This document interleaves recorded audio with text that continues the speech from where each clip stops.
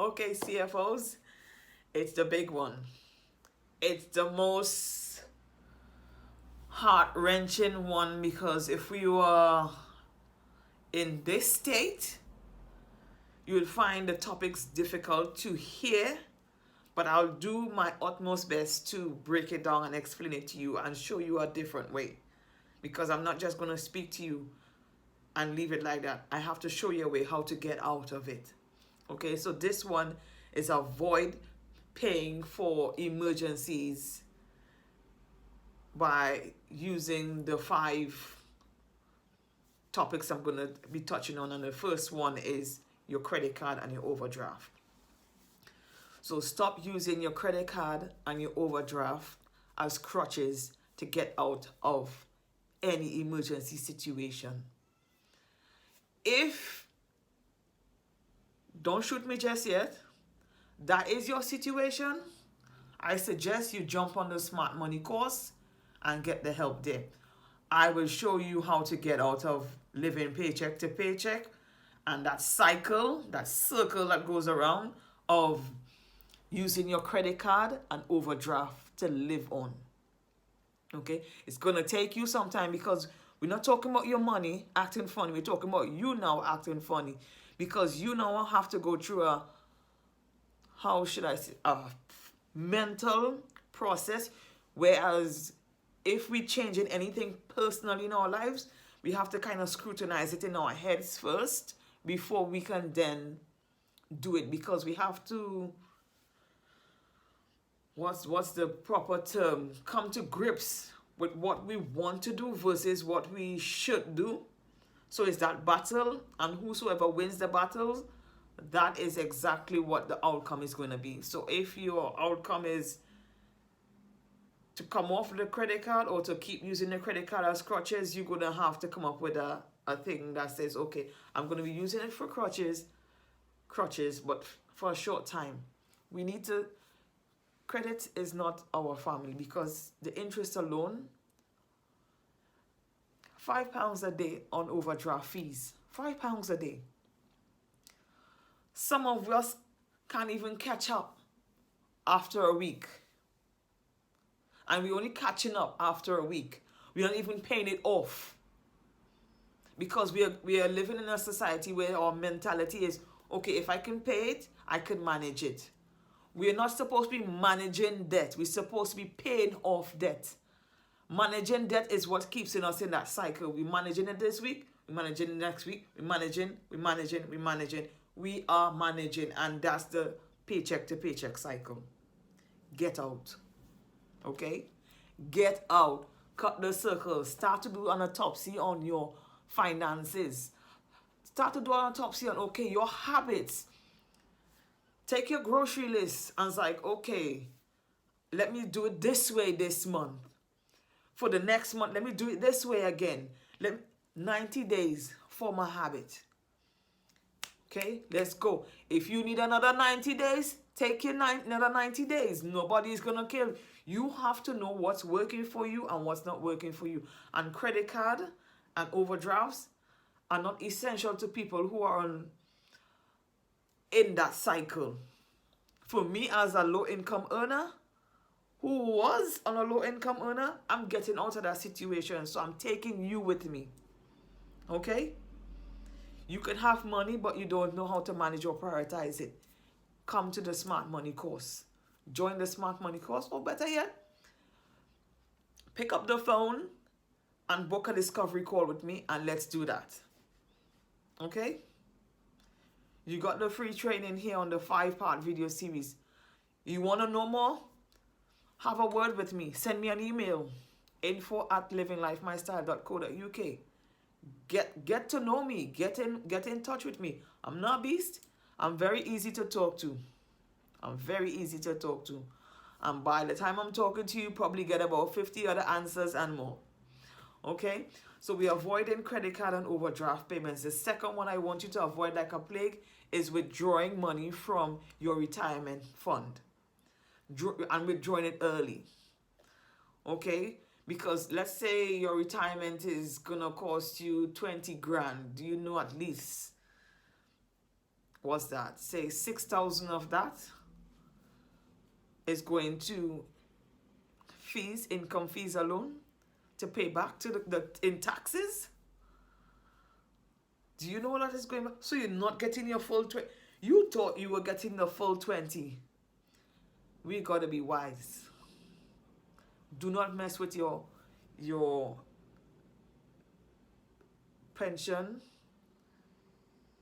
no any retirement investments. And that brings us on to the next one, investments. Do not go and touch your investments. Let the coronavirus take its course. Everything would be back up to normal and skyrocketed high. Tapping into your stocks, your shares, the ISAs that you have. If you're locked into the loss, take the loss, because everything now is going to triple up. Give it time, because the economy is, everything is so, as it's written in the Bible, time and season. Time and season.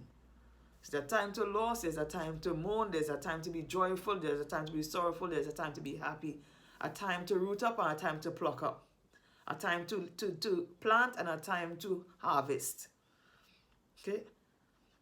A time to prune so that you can grow. There's a time and season for everything. So in this time and season, do not touch your investments.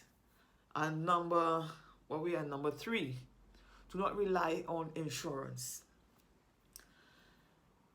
You pay insurance for emergencies when it crops up.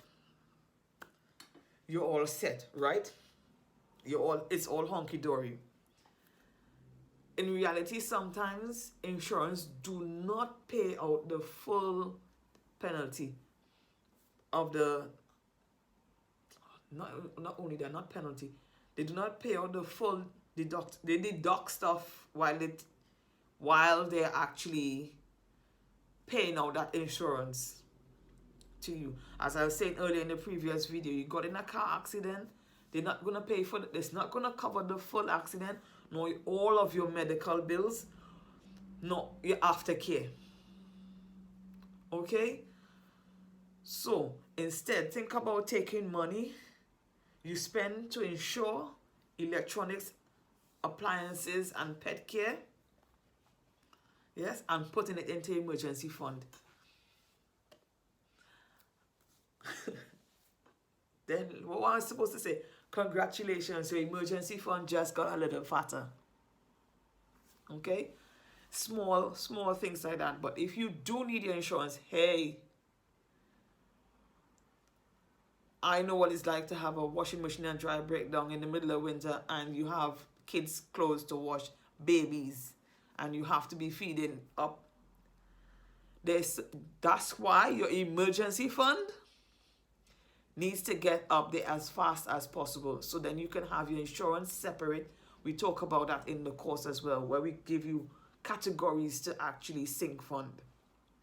And if you do not know, we've got a sinking fund ebook inside of the store so that you can purchase to help you with this as well. The number 5 is, please, I beg of you. I beg of you. I've had this done to me countless of times. Counting on family and friends. Sure, somebody is willing to help you and with your finances in time of need. Wow, I don't want to offend anybody, so I'm taking my time with this one. They would help you in time of need for the first time, maybe the second time, but the third time was like, it'd probably be like, come on. You're working. What you doing with your money? I have so much clients that says this to them, and we have a way of dealing with this on the course as well. Okay? How would you feel if I put that financial burden on you? If I come to borrow that money from, let's say, 5,000 from you, I pay back. but I come back for it again. I pay back, but I come back for it again. No, now you know I am relying on you. Like if I forget, you have kids, you have a life, you have your bills, you have your utilities, you have your traveling expenses, you have your dreams and visions that you want to accomplish. But every time I come to borrow your money, I'm giving you that setback. I'm setting you back. And that, if I'm a friend, I would not want to put that financial burden upon you, nor anyone.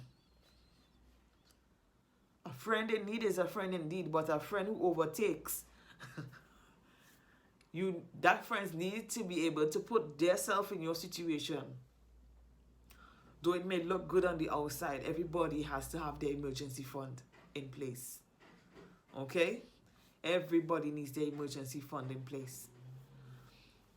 And that's number 5. So guys, I'll see you on the next video.